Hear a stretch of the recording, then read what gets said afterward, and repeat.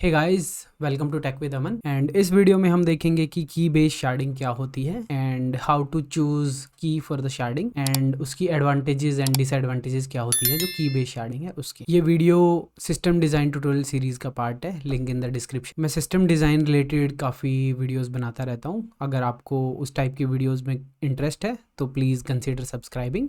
Okay, so basically की based sharding क्या होती है। सो की बेस्ड शार्डिंग, इससे आपको कुछ पता चल रहा होगा कि हम कोई की यूज़ करने वाले हैं, उसके बेसिस पे शार्डिंग होगी। ठीक है, सो इसमें क्या होता है, ये one of the type of horizontal sharding होती है। सो जिसमें हम रोज को अलग अलग डेटाबेस पे लेके जाते हैं, वो वाली शार्डिंग है। एंड इसके अंदर हम क्या करते हैं कि एक कॉलम कोई भी ले लेते हैं एंड वो डिसाइड करना पड़ता है बेसिकली, ऐसे ही नहीं कि रेंडमली कोई भी उठा लिया। सो आप एक कॉलम लेते हैं, उसको एक हैश फंक्शन से निकालते हैं। ठीक है, एक हैश फंक्शन लिखते हैं एंड वो हैश फंक्शन आपका मैप कर देता है शार्ड्स के ऊपर। ठीक है, जैसे आपके 10 शार्ड्स हैं, ठीक है, एंड मैंने कोई की ले ली, जैसे लगा लो मैंने कोई आईडी थी, फॉरेन की थी जैसे मेरे टेबल के अंदर, वो ले ली मैंने एंड उसको हैश फंक्शन से निकाला। तो मेरे 10 शार्ड्स, तो 1 से 10 के बीच में मेरे को वो नंबर देगा और वो हमेशा वो सेम ही नंबर देगा। मैंने 5 डाला ऊपर से, उसकी आईडी मान लो 5 थी, इस फंक्शन ने लिया एंड मेरे को ये 7 दे रहा है, तो 5 जब भी आएगा 7 देगा ये हमेशा। ऐसे नहीं कि कुछ भी दे रहा है बीच में, ये स्टेटलेस होना चाहिए फंक्शन, इसकी कोई स्टेट नहीं होनी चाहिए, जो इनपुट आ रही है उसके बेसिस पे आउटपुट निकलनी चाहिए। ठीक है, तो ऐसे हम एक की लेते हैं और ये की काफ़ी सोच समझ के लेनी पड़ती है। अगर जितना अच्छा आप की लोगे, जितनी अच्छी कार्डिनलिटी होगी उस की उतना ही अच्छा आपका डेटा डिस्ट्रीब्यूट होगा, हॉटस्पॉट नहीं बनेंगे, काफ़ी चीज़ें आगे देखते हैं वो चीज़ें। ठीक है, तो एक बार डेफिनेशन भी देख लेते हैं कि column from the table is pass to hash function which provide the shard to which data should be routed. ठीक है, सो वो कॉलम हम डालते हैं हैश फंक्शन के अंदर। ये लॉजिक हमारे एप्लीकेशन के अंदर रिजाइड करता है। ठीक है, जो हमारे एप्लीकेशन सर्वर चल रहे होते हैं उसके अंदर ये लॉजिक रिजाइड करेगा। वहीं पे हम डिसाइड कर रहे होते हैं कि किस शार्ड में जाना है, यानी किस डेटाबेस के अंदर जाना है। मेरे 10 डेटाबेस के इंस्टेंसेस हैं, अलग अलग रन हो रहे हैं सब। उसके बाद में एप्लीकेशन में चूज़ करता हूँ कि मेरा डेटाबेस नंबर 3 पे जाना चाहिए, ये 4 पे जाना चाहिए, 5 पे जाना चाहिए।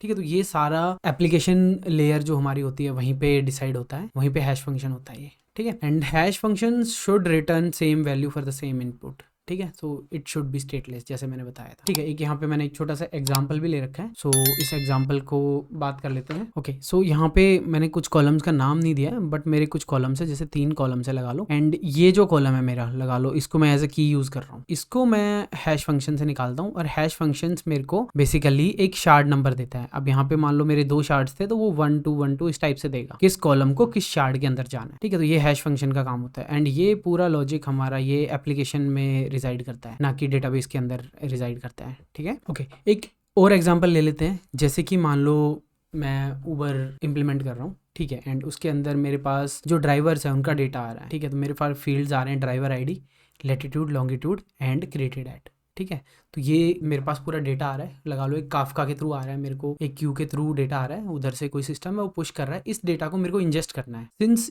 ये ट्रैफिक बहुत ज़्यादा होगा तो आप एक डेटाबेस में तो इसको कर ही नहीं सकते। ठीक है, कि मैं एक डेटाबेस ले लूँ, लगा लो मतलब थाउजेंड्स ऑफ क्वेरीज पर सेकेंड आएगा, तो मतलब बहुत कम ही डेटाबेस हैं जो सिंगल इंस्टेंस वाले की भाई इतना लोड ले ले। अगर आप कोई रिलेशनल डेटाबेस यूज़ कर रहे हैं तो आपको यहाँ पे शार्डिंग डालनी ही पड़ेगी, क्योंकि राइट्स इतने ज़्यादा हैं। आपके राइट्स को हैंडल करने के लिए आपको मल्टीपल इंस्टेंसेस बनाने पड़ेंगे। ठीक है, तो मेरा ये डेटा आ रहा है, क्यू बना लेते हैं, ये क्यू है, कोई दूसरा सिस्टम है वो उसके अंदर डाल रहा है, यहाँ से इवेंट्स निकल रहे हैं। ठीक है, ये मेरा एप्लीकेशन लेयर है, एप्लीकेशन मेरा रन हो रहा है। यहाँ पे अब मेरे को शार्डिंग करनी पड़ेगी डेटाबेसेस में। मल्टीपल इंस्टेंस ले लिए, मान लो मैंने 3 ले लिए, मान सकते हैं कि भाई ये लोड हैंडल कर लेंगे, ज़्यादा लेने पड़ेंगे तो ज़्यादा ले सकते हैं। ठीक है, तो अब यहाँ पे हम क्या करते हैं, ड्राइवर आईडी को हम बेसिकली हम बना देते हैं अपनी की। ठीक है, तो अब ड्राइवर आईडी मान लो कि कुछ रिकॉर्ड्स आए, जैसे 2 एंड 2 पॉइंट ये वो कुछ एंड 3 पॉइंट कुछ एंड क्रिएटेड एट, ये रिकॉर्ड आया। ये रिकॉर्ड हैश फंक्शन के थ्रू जाएगा। पहले ये अपना हैश फंक्शन आ गया, मान लो यहाँ पे गया वो रिकॉर्ड, इसने दिया मेरे को शार्ड नंबर 1। ठीक है, तो मैं इसको इसमें राइट कर दूंगा। अगला रिकॉर्ड आया, मान लो उसने शार्ड नंबर 2 दिया, इसमें चला जाएगा, 3 दिया, 3 में चला जाएगा। ठीक है, अब इसकी कार्डिनलिटी काफ़ी हाई रहती है। अब मान लो मेरे बहुत ज़्यादा ड्राइवर्स, ऐसा नहीं है कि मान लो मेरा 5-6 ही ड्राइवर है, तो इसकी वैल्यू बेसिकली कार्डिनलिटी क्या होता है कि आपकी उस की वेरिएंस कितनी है। ठीक है, मतलब कितना ज़्यादा चेंज हो रहा है वो, है ना, कितने ज़्यादा पॉसिबल वैल्यूज हो सकते हैं ये कैसे, ठीक है। तो वेरिएंस बहुत ज़्यादा होना चाहिए, उसके कार्डिनलिटी बहुत अच्छी होनी चाहिए, तभी आप उस की को यूज़ कर सकते हैं। एंड यहाँ पे हम उस की को यूज़ करेंगे, हैश फंक्शन से निकालेंगे। एंड ये हैश फंक्शन मेरा हमेशा सेम रिस्पॉन्स देना चाहिए जब भी मेरी सेम की आएगी, तो ठीक है, ये बहुत ज़रूरी है इसके अंदर। एंड ये सारा अब मतलब हम अज्यूम करके चल रहे हैं कि भाई ये पूरा डेटा मतलब डिस्ट्रीब्यूट कर देगा इवनली। सो मेरा 1/3 लोड इधर चला जाएगा, 1/3 इधर चला जाएगा, 1/3 इधर चला जाएगा, तो यानी मेरी 330 QPS इधर चला गया, बाकी 330 अलग अलग पे चला गया, तो मेरा वो लोड हैंडल कर लेगा, बट 1000 QPS एक सर्वर नहीं कर पाएगा। सो हमारा नेक्स्ट आता है कि भाई की कैसे यूज़ करें। हमारा नेक्स्ट आता है कि हाउ टू चूज़ की। तो इसके लिए की के लिए हमारा क्या है कि भाई पहली सिचुएशन है कि भाई की शुड बी स्टैटिक। अब डेटाबेस में चेंज तो होता नहीं है, बट हमेशा स्टैटिक ही रहती है, आपने कुछ राइट कर दिया तो वही रहता है।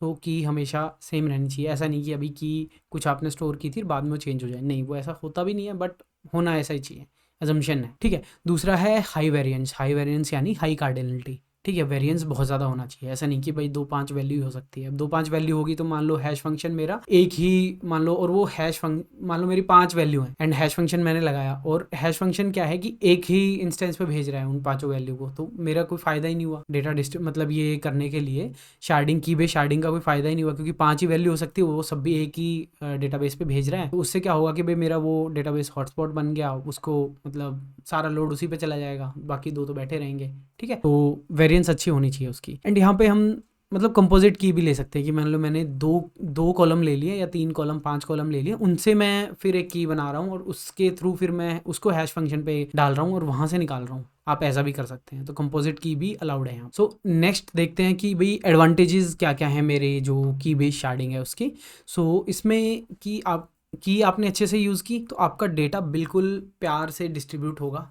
10 नोड्स हैं तो 10 में पूरा इवनली डिस्ट्रीब्यूट हो जाए, ठीक है। तो लोड मेरा एक सर्वर के बजाय 1/10 हो गया हर सर्वर पे, ठीक है। ये बहुत अच्छे से इवनली डिस्ट्रीब्यूट करता है डेटा को, ये काफ़ी अच्छा है इस वाले की स्ट्रेटेजी का। And second is load distribution also, कि भाई मैं राइट्स कर रहा हूँ या रीड्स कर रहा हूँ, वो भी क्योंकि डेटा इवनली डिस्ट्रीब्यूटेड है तो वो सब भी अच्छे से डिस्ट्रीब्यूट होंगे, ठीक है। एक शायद इसमें आपको ये डाउट हो सकता है कि भाई मान लो मैं क्वेरी करूँगा तो मैं क्वेरी कैसे करूँगा। तो ऐसा होता है कि मान लो आपके पास अगर डायरेक्टली आप पता लगा सकते हो कि किस इंस्टेंस पे वो होगा जो आपने की यूज़ की है, उसके वो अगर उसके अंदर आ रही है आपकी क्वेरी के अंदर, तो आप डायरेक्टली जाके डेटा उस नोड से लेके आ सकते हो।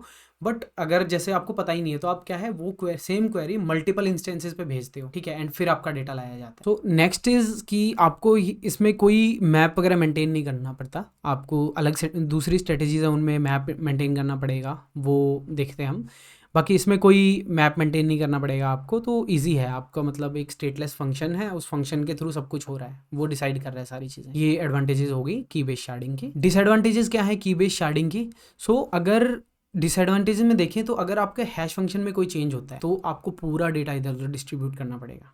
एग्जाम्पल लेते हैं कि मान लो मैंने अभी 10 नोड्स ले रखे थे बट मेरा ट्रैफिक बढ़ रहा है एंड जो मेरे पास राइट्स आ रहे हैं अभी मेरे ये 10 नोड्स नहीं ले पा रहे, मेरे को 2 नोड्स और डालने पड़ेंगे, ठीक है। तो आप क्या करोगे, 2 नोड्स और डालोगे तो पिछला जो था मतलब पिछला हैश फंक्शन था उसके अंदर आप 2 नोड्स एक्स्ट्रा बढ़ाओगे, 2 नोड्स और ऐड कर सके, ऐसा कुछ लॉजिक चेंज करोगे। तो अब क्या है आपका पूरा लॉजिक चेंज हो जाएगा सभी का, ठीक है, क्योंकि आपको वो डेटा पूरा इवनली डिस्ट्रीब्यूट करना है। तो उसके लिए अब क्या होगा कि आप चेंज किया तो आपको इनका थोड़ा थोड़ा डेटा उसके अंदर बाकी जो 2 नए सर्वर्स आए उनके अंदर भी मूव करना पड़ेगा, ठीक है। तो आपको एक तरह से सारा डेटा इधर उधर मूव करना पड़ेगा, ये काफी बड़ा ड्रॉबैक है की बेस्ड का, बट इसको हम अवॉइड कर सकते हैं कंसिस्टेंट हैशिंग के थ्रू। सो कंसिस्टेंट हैशिंग में क्या होता है, बेसिकली आप वर्चुअल नोड्स बना देते हो, मिलियंस ऑफ वर्चुअल नोड्स हैं, ठीक है। अब छोटे छोटे एड्रेस स्पेसेस बना दिया आपने, वो एड्रेस स्पेसेस आप इन नोड्स को असाइन करोगे, ठीक है। मान लो कोई नया नोड ऐड हुआ तो एक थोड़ा सा एड्रेस स्पेस आप उसको दे दोगे, वो थोड़ा सा एड्रेस स्पेस दिया है तो बाकी के नोड्स पे कुछ एक दो नोड्स पे चेंजेस होंगे, बाकी के नोड्स पे कोई इफेक्ट नहीं आएगा एंड आप उसको यूज कर पाओगे। कंसिस्टेंट हैशिंग पे भी मैं वीडियो बनाऊंगा,